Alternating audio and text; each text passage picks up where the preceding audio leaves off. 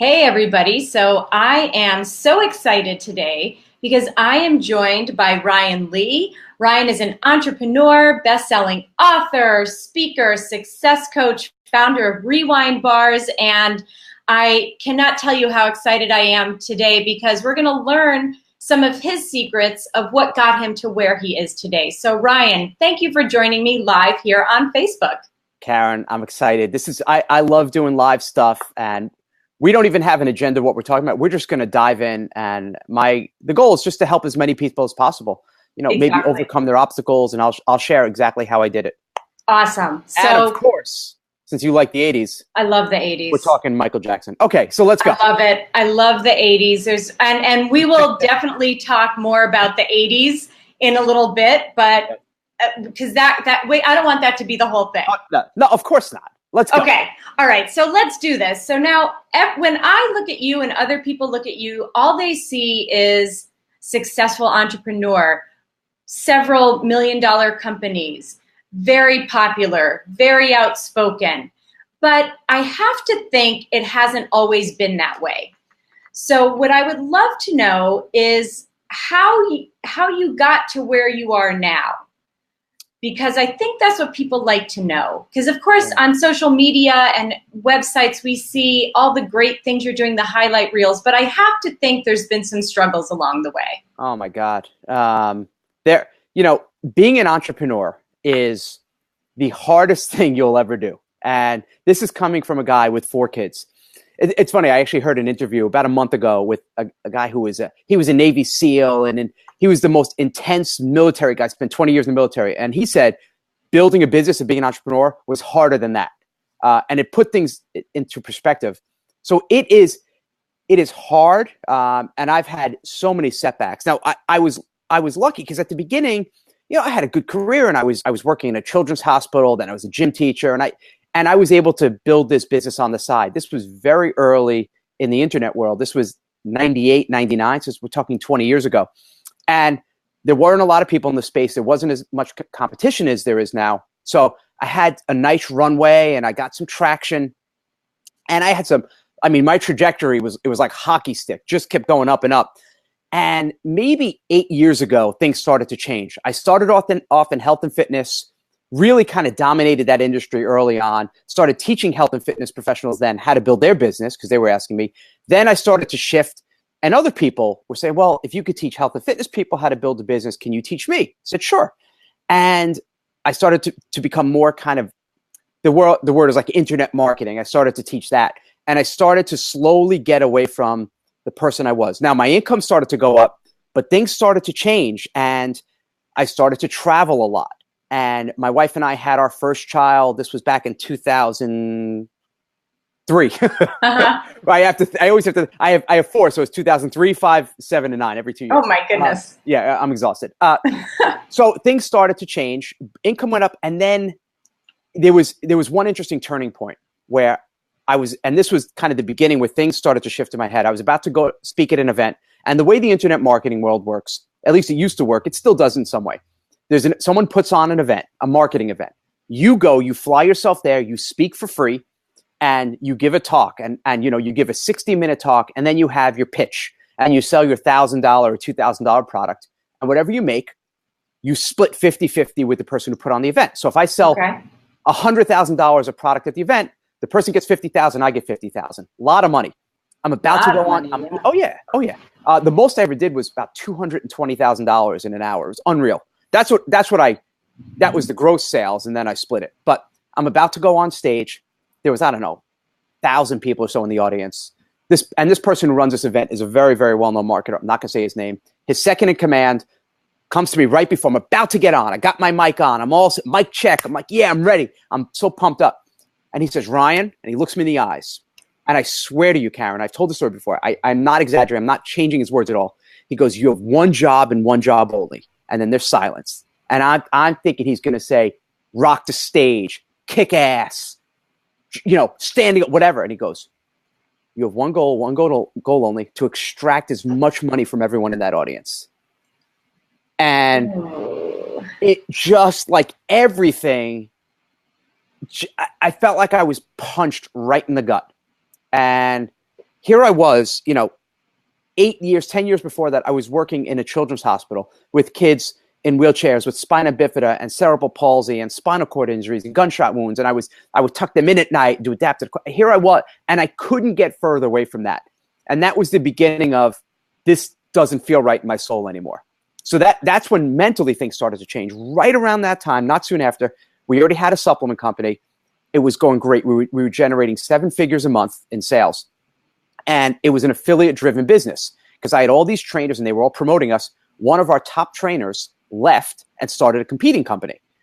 And what happened is he took all the people with him. So we went from 7 figures a month to multi-million dollars in debt within like months, almost overnight. So I had all this financial pressure. I had this in my gut. I didn't like the business. I didn't like all this stuff going on. Then my mom, who I was really close with, and she was, the matriarch of the family and just all about family, was diagnosed with lung cancer. And within 2 months, she passed away. I had just spent $60,000, $75,000 on an infomercial, which never aired. My world was just crumbling, and we had just had our 4th kid. And I just felt the weight of the world on me. And I was still trying to put on a good face in public. I was still trying to market and be positive. And I thought I was doing a good job. But now that I look back to emails and things that I wrote, and I was really angry and aggressive. I was using the F-bomb in every email. I wasn't saying names, but I was calling out the industry. I was just angry and bitter. And I had just signed a multi-year lease for my office space, which I didn't need anymore. So, you talk about having the world just collapse, and I was definitely feeling depressed. And it started because then I started going to more events to try to generate more money and speak. And I would stay out till 4 a.m. and drink, and I was becoming a shell of who I was. And then I'm like, I need to change this. And the biggest lesson with entrepreneurs, I think it's something I've always had instinctually, is you got to get back up. You have to be prepared physically, mentally, spiritually, and you have to figure out what's most important, and you got to get up. And I just said, that's it. I took a step back. First thing I did was start eliminating what I didn't want to do anymore. I said, that's it. The most important thing to me, the most important thing beyond money, beyond everything, was my family and the relationship with my wife and kids. So I said, the first thing I'm doing is I am no longer speaking at events. That was it. So for 6 years, I did not travel to speak at one event, even though every week I would get asked. And Ryan, we're going to have 2,000 people. You're going to make 100 grand, 200 grand this weekend. No, I said no to everything. I said, okay, so that's first thing I'm prioritizing. My family comes first above all, everything. Then I had to change my business model. I had to refocus on recurring revenue and rebuild a membership site to get the recurring revenue so I didn't have to go out and speak. And so those were 2 things. And then my health. And I forgot to tell you this, Karen. I was diagnosed with an autoimmune disorder, psoriatic arthritis. So I could barely walk. I couldn't type. My hands were killing me. And I gained about 35 pounds. So it was a good time. It was a great day. That's a rough couple of years.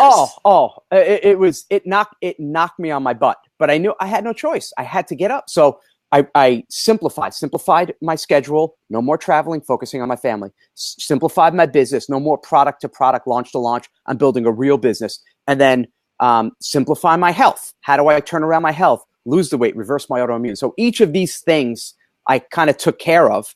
And now I'm back, and I'm in my first health company in almost a decade. I just built. I've never felt better. I'm down 35 pounds. I'm back to the same weight and pant size I was in high school. And nice. I reversed my autoimmune. I don't have any symptoms anymore. My relationship with my kids have never been better. I coach all their sports, and we just won. I'm wearing a Mets thing. We're big Mets fans. So the name of my son's baseball team was actually the Mets that I coach, and we just won our championship. Congratulations. Thank you. That was my first championship as a coach for these kids. So I'm feeling good. I'm tapping back into that passion. And if that's the message I can give, is that you have to be prepared for the ups and downs, right? Everyone talks about the ups and how great it is. And I make it look easy, but you gotta get back up and simplify and say no to a lot. And you could do it. You just have to figure out what's most important. Yeah. And I like that you mentioned saying no to things, because oftentimes as an entrepreneur, I'm guilty of this 100%, that I feel like I have to say yes to everything. Because if I don't say yes, then people aren't going to remember that I'm around. Or if I don't say yes, then this person's going to go somewhere else. it can be very difficult. So when people are trying to make those yes/no decisions, what advice do you have for them to kind of frame how they're going to make that no be a win for them instead of a no being a missing out? Right. And we have that, that FOMO, that fear of missing out. You have to know where you want to go. Where do you want to go? And what's your goal? And whatever that goal is, everything you run through the filter of, it's either going to do one thing. It's either bringing you closer to your goal or further away from your goal. If it's bringing you further away from your goal, you got to say no.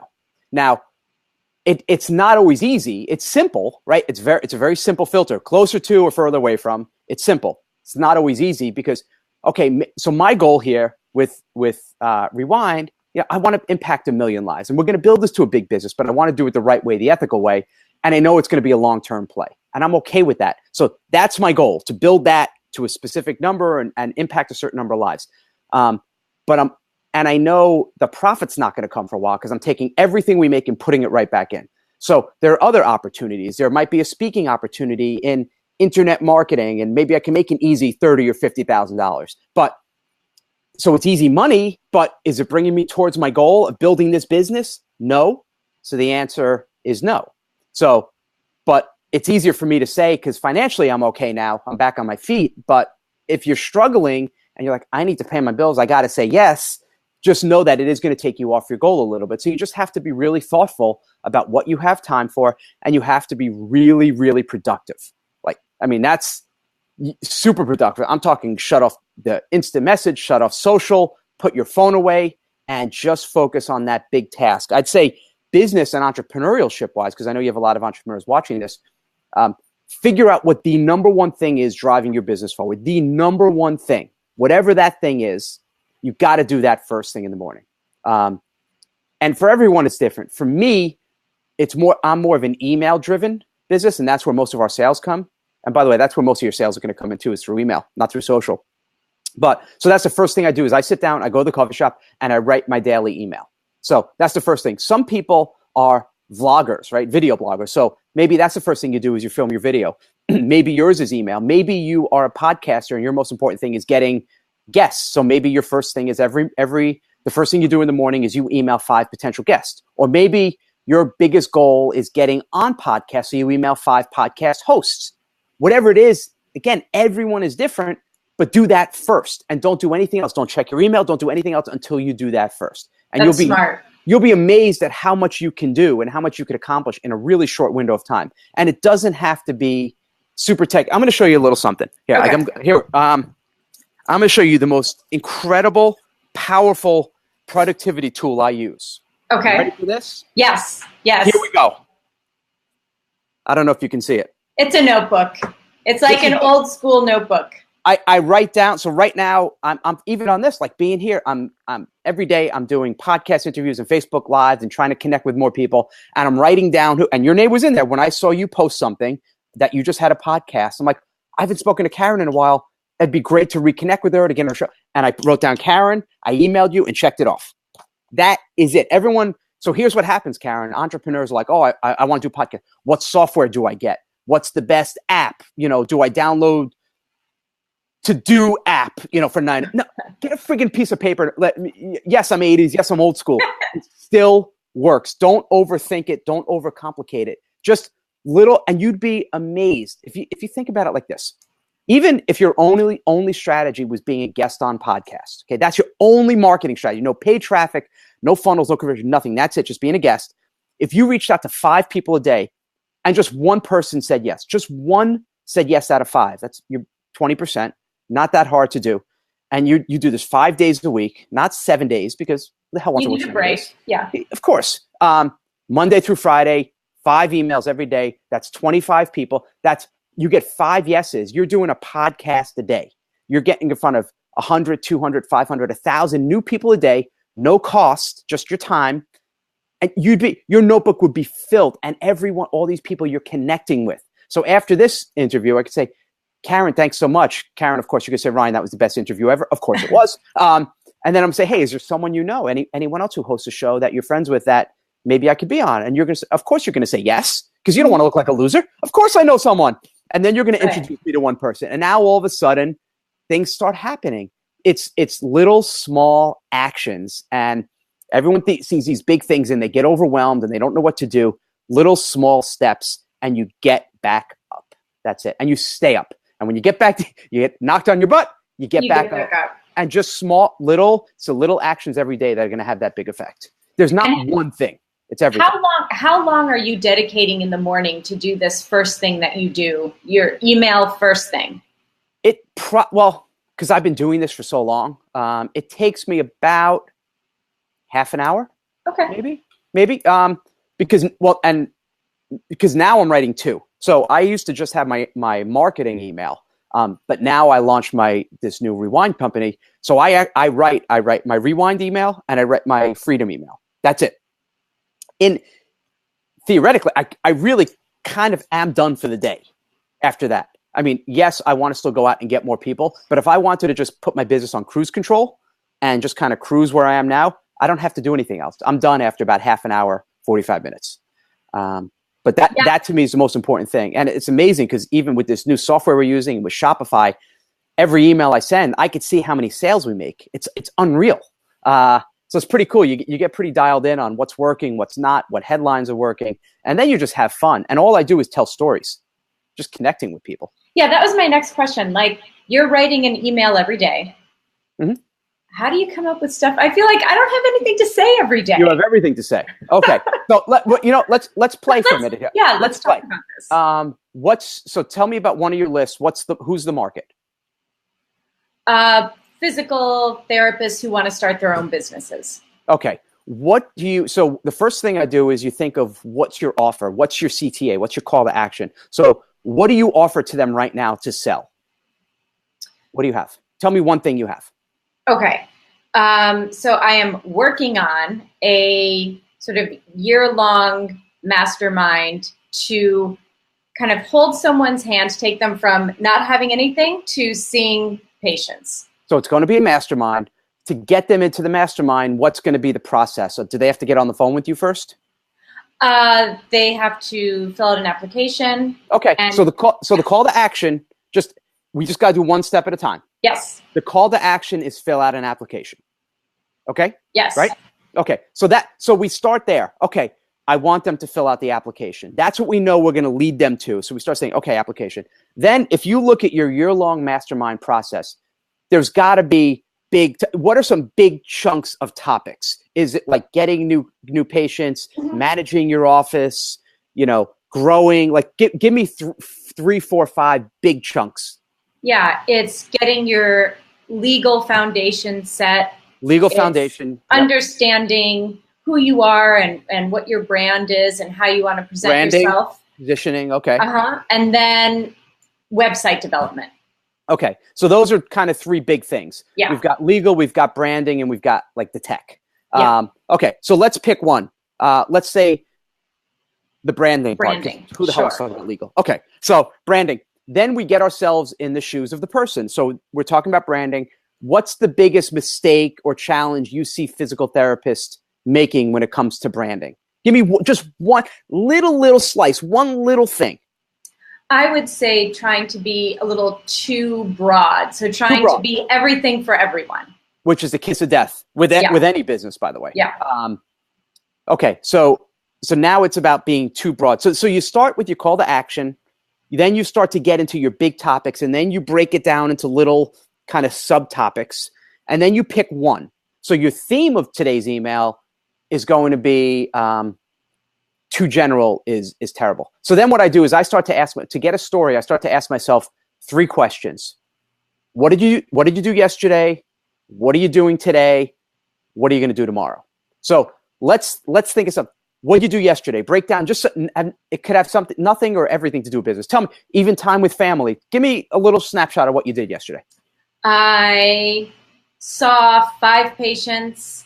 I put together a podcast, uploaded a podcast. Okay, what was your podcast? Who was the guest on the podcast? Her name is Kaylee Simmerman, and she's a physical therapist in Florida. Does she have a niche? She works with patients with chronic pain. Here we go. So here's how the email starts. Hey, it's Karen, and Yesterday it was great. I interviewed Dr. What was her name? Simmons? Kaylee Simmerman. I interviewed Kaylee Simmerman on our podcast. It was amazing. And here's the thing about Kaylee. She was a physical therapist and she did all these things and tried to be everything to everybody. Now she specialized in one thing, and her specialty is chronic pain. And because of that, her business has grown X%.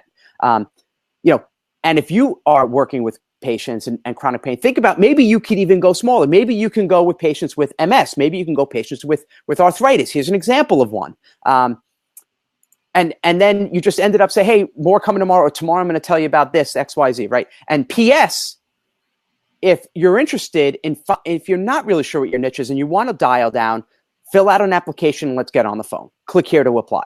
I mean, and obviously we would massage that, add your voice. So easy. But that's it.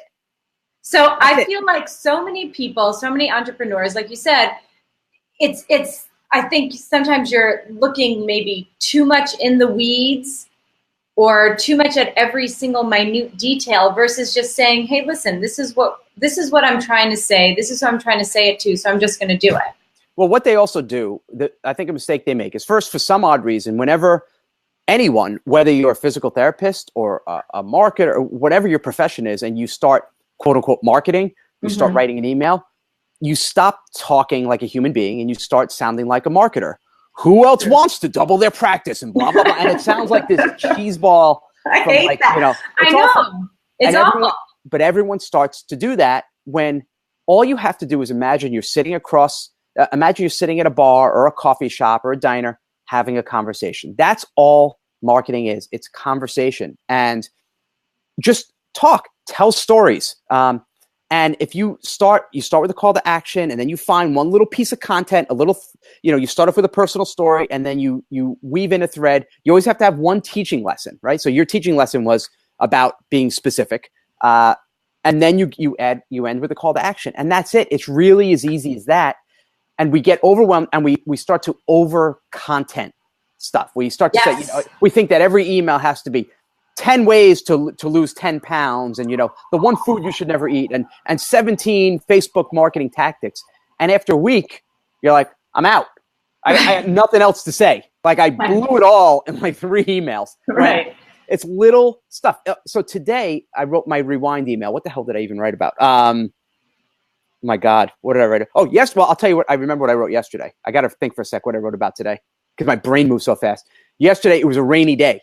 And I went to the salad place, and I have a salad almost every day for lunch. And it was cold and rainy. Well, it wasn't really cold, just rainy and nasty.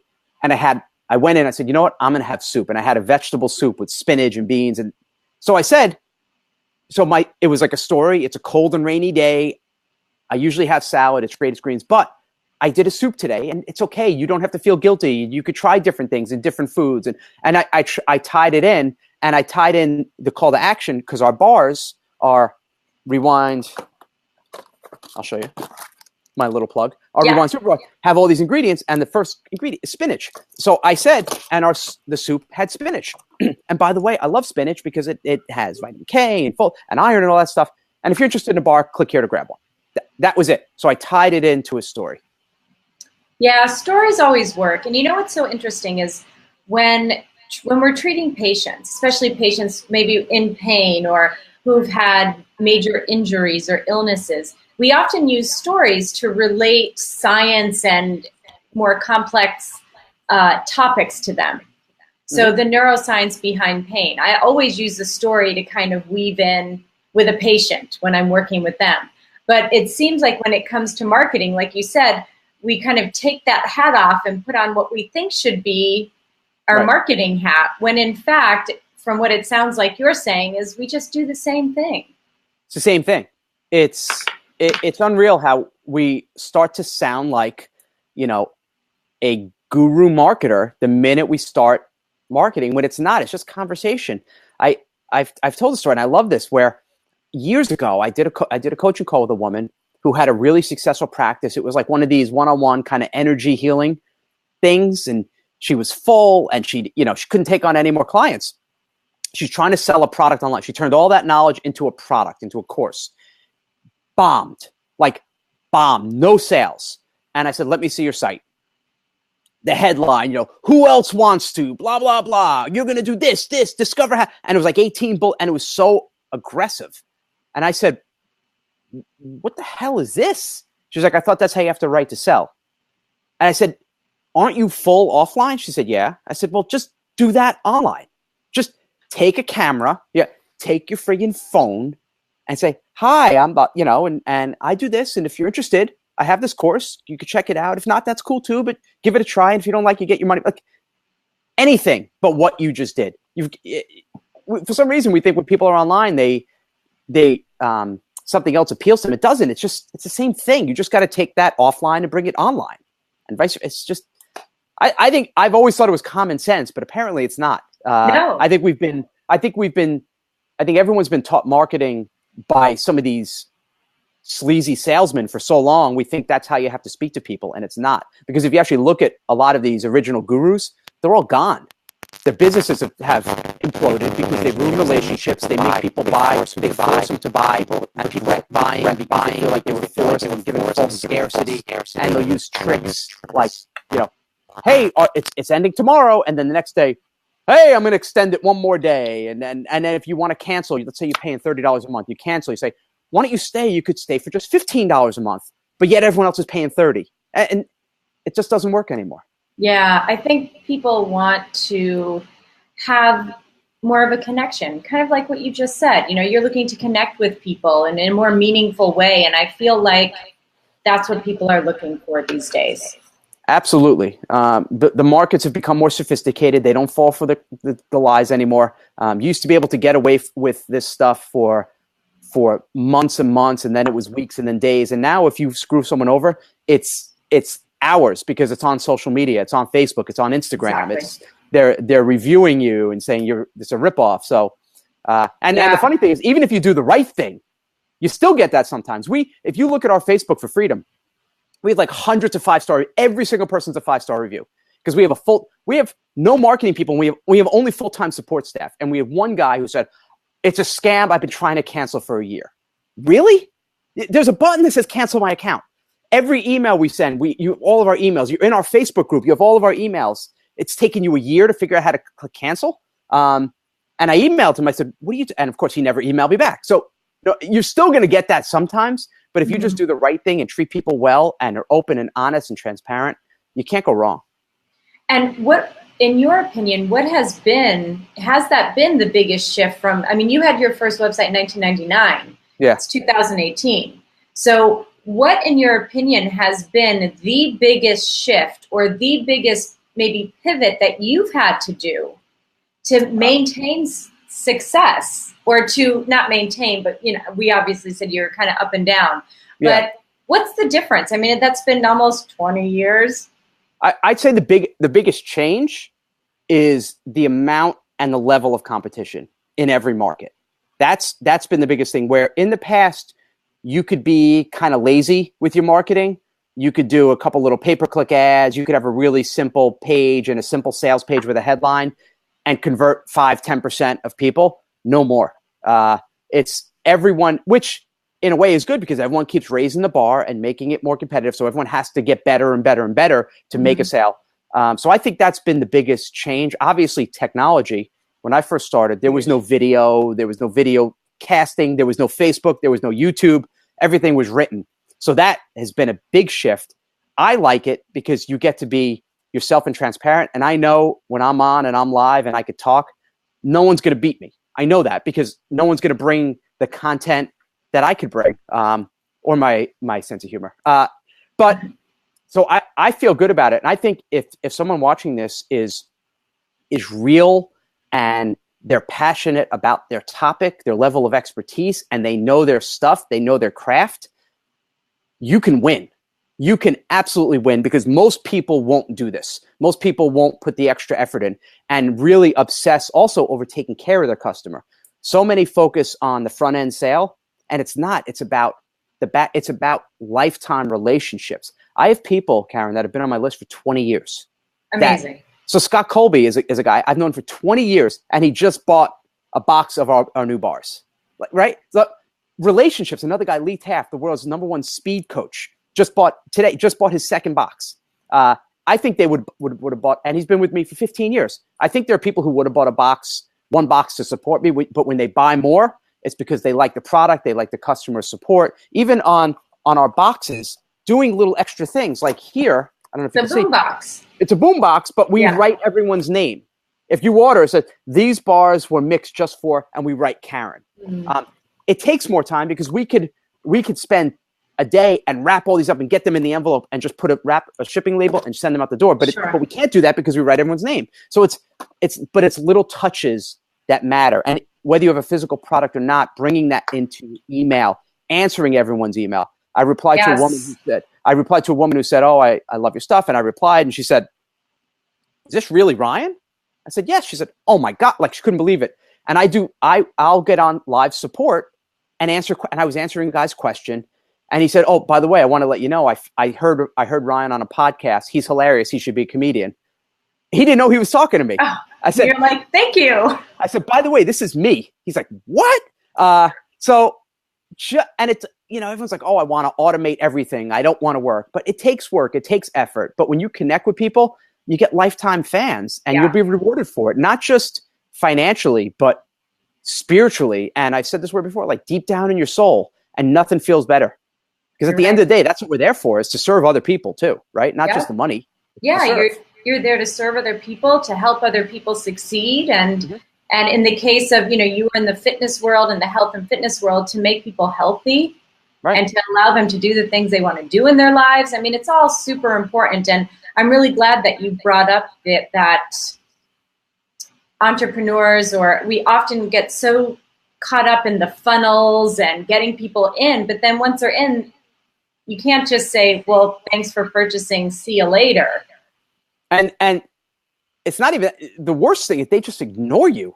When I came up with the idea for the bar, because I created this bar based on my own health. I'm like, I knew to change my health, I need to start with the morning. I needed a good bar. All the bars I tried I didn't like or had too much chemical, so I built this bar. And as I'm doing it, I said, well, let me be smart and order other companies and taste every bar and see what's missing. There's one bar in particular I'll never forget. And they had really cool packaging, and it was cute, and they had handwritten, it was all this cool stuff. But it came in a brown nondescript box, just a packing slip, no note, nothing, just that. And I never heard from them again until 4 months later. I get an email from them, a generic one. "Hey, our President's Day 20% off sale." That was it. No follow-up. "Hey, how you enjoying the bar? Any question? Anything we could do for you?" Nothing. And like they spend all this time and money marketing to me and to get me to buy, and it costs money. I know it costs money to acquire a customer, and then they just forget about you, and then they're on to the next person. Massive mistake. It changes the economics of your business. If you focus more just keeping people and keeping them happy, everything changes. Yeah, for sure. And I think, I was going to ask you what are some big mistakes that entrepreneurs make, but I think we've mentioned two already. One, don't market like a marketer, market like yourself and speak like you're talking to someone. And don't forget about your clients, your customers after they find you and purchase from you. Not only don't forget about them, you need to obsess over them. Yeah. You need to keep innovating and creating more stuff that can help them even more. And you need to get inside their head. And if I were them, what would a company have to do to just blow me away? Not where the point where if Karen, if you bought the super bars and someone said, "What do you think about Rewind?" You grab them and be like, "Holy crap, you need to buy this. You need to see this." And we're starting to get that already after only 2 weeks of being live. And that's where I'm trying to raise the bar, no pun intended, for other entrepreneurs to do that in your industry. So few do that. Everyone wants to outsource everything and not take the time to really connect with their people on a deep spiritual level. And it's a big, big mistake. It becomes a transactional business, and then they're off to the next person. Yeah, and that doesn't feel good. No, who wants that? Right? Like, who wants that? I love getting emails and testimonials and, "Oh my God, you changed my life." And, "Oh my God, I brought the bars home and my kids can't stop eating them and they tore into them." Like, I live for that stuff. That me most excited. Yeah, for sure. Oh, well, yeah, of course. I think it's a win-win-win a win for you, it's a win for your customer or your client, and it's a win for the business. And I think that's what we all want to focus on. Mm-hmm. Because I think gone are the days of the faceless consumer or customer. And now we really, what I find really interesting is as social media gets more and more and more, people want to be in real life with people more and more and more. Yeah, absolutely. You're sort of finding that balance, right? They want to do business with a real person. Yeah. And it's not that hard. You don't have to spend $1 million. And even here, my production, I have 2 lights I bought on Amazon for like, I don't know, $75. I'm using my webcam right here on my Mac laptop. I mean, it's not expensive. I don't have anything crazy. Although I do have a pretty cool setup. If I must admit. Yeah. And now, records and all my stuff. But that was me. I needed to kind of get in that physical space. Well, yeah, that makes perfect sense. Yeah, that makes perfect sense. But by the way, Karen, environment's important. When you're writing an email, when you're marketing, when you do your business, wherever it is you're working from, you've got to feel good about your space. And maybe for me, my creative space is marketing, is writing at a coffee shop. Here is more like my interviews, the other fun stuff. And for you, it might be working at a library or a hotel lobby or your kitchen table. Find your space. And it should be different from where you pay your bills and all the stuff you hate doing.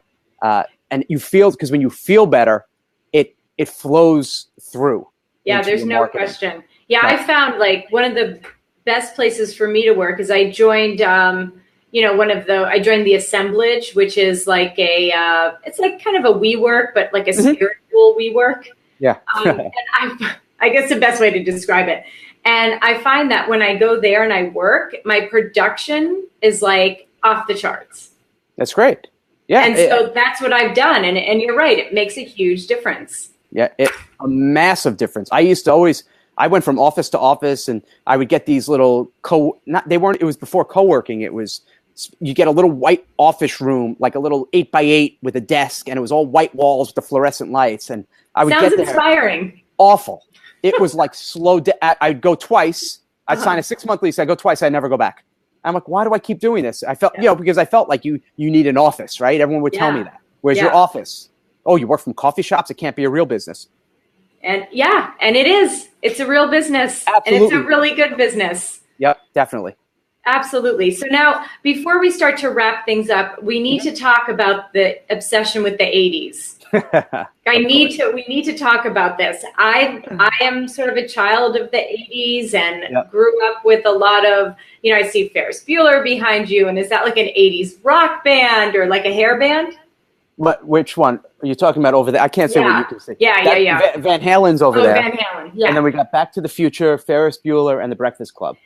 And the bars are kind of an 80s vibe. Yeah, so we really were very purposeful. What's the deal with the 80s obsession? Well, you know what it is? So I was born in 72. So I was, a kid in the late 70s. And I remember that. I remember the disco era. I love the Bee Gees. My mom used to love the disco music. So I remember that. And then, as I become a teenager and I go to high school all through the 80s, I just look back at that time and it just makes me smile. It feels good. I kind of have an old soul. I love the simplicity of it. I liked when there was no cell phone. And I tell my kids all the time, like, I feel bad for them in some way. There's some ways it's amazing, the technology. And believe me, I'm not living in the past. Like I embrace technology and I love all the cool stuff, but I feel bad like when they're on the bus and everyone's on the cell phone and there's no interaction. So I just wanted to create, when I started doing this bar and I started feeling better and I was the same weight I was back when I was 18, I thought about taking years off and rewinding. And then rewind kind of had that double meaning of rewinding in the years, turning back the clock physically, but also the stuff we used to like when we were kids, a VHS tape, cassettes, it all had that rewind button. Remember VHS, Be Kind, Rewind. So I just started thinking about that. And when I drive in the car, and I always have, I'll put on music from the 80s because it reminds me of being a kid and it just feels good. So I'm like, well, why can't I create my bar and call it Rewind? And then I started getting excited and it just lit me up. I'm like, that could be a lot of fun because then I could talk about the things I love. I love the kind of nostalgic retro stuff. And I wanted to appeal to other people my age and, maybe 30s, 40s, 50s, and kind of think back to when they felt their best and looked their best and could move better. And that's it. I figure if we could tap into a little bit of that, even if people see something, they see a record on the wall they haven't seen, like a, Meatloaf or Bruce Springsteen, and they smile and they remember those times, then I'm good. I'm happy. And then we wanted to tie the branding in. I thought that was kind of cool, where it looks like a boombox and the cassette and just rewinding. And I don't know, you can't, in terms of branding and positioning, even though our bars, I know we're the best and we're the first super bar with all these different ingredients, I can't out organic another company, right? And everyone tries to do that. Oh, we're super organic. We're super. So I can't do that, but we can at least be us and infuse personality in it, and at least be different in that way. And we're very specific who we're for, who we serve. My thing is, if you can't name at least like one or two characters from the Breakfast Club, we're probably not for you. We're not for you. And that's cool. Like there's other bars, you can go of course you can still buy our stuff. But I mean, that's the stuff, that's who we're really catering to, people who get it, and they'll open my emails and smile. And life's short, so we're just having some fun. We really are. I just wanted to have fun with it. And of course, any chance I can get to wear my favorite thing, our tech guy, Josh, bought this. That's great. There's a Michael Jackson store. So anytime I can wear the glove, I'm in. You're in. So that's it. Yeah. So awesome. That was it. We're just having fun with it. Awesome. And then I always ask everyone the same question before we wrap things up. And this will kind of tie in nicely to our reminiscing when we were younger. So knowing where you are now in your life and in your career, what advice would you give to yourself, maybe right out of high school, right out of college? Never, if you're going to build your business, just go with your gut and make sure it feels good in your soul. If it doesn't feel good, don't do it. That's it. Straightforward, easy advice. That's it. Where can people find you? And if they want to try the bars, where can we find all that stuff? You could just go to rewindtoday.com. Rewindtoday.com. We're also on Instagram and Facebook at Rewind Today. So that's it. Go try a boombox of bars. Everyone is loving them. They taste. I've heard some people have said they taste like a Tootsie Roll. Some people say it's a Fig Newton. You'll be amazed at how good all of these healthy things together taste. So give it a try. Rewindtoday.com. And thanks for having me, Karen. Oh, thank you for coming on, and thanks for everybody for watching. And again, if you're listening to this, if you go to podcast.healthywealthysmart.com, we'll have all of the links in the show notes. And if you're watching, I will put the links underneath on this Facebook post and as I share it around. So thanks everyone for tuning in. And Ryan, thank you so much for your time. Thank you. This was fun. And one day, maybe in a year after this thing's a year old, I come back and we keep diving in more. I could talk about the experiences, because I know we're going to have some ups and downs, and I'll share and how we've overcome them. I would love that. Thanks, Karen. All right. Thanks, everybody. Have a great couple days and stay healthy, wealthy, and smart.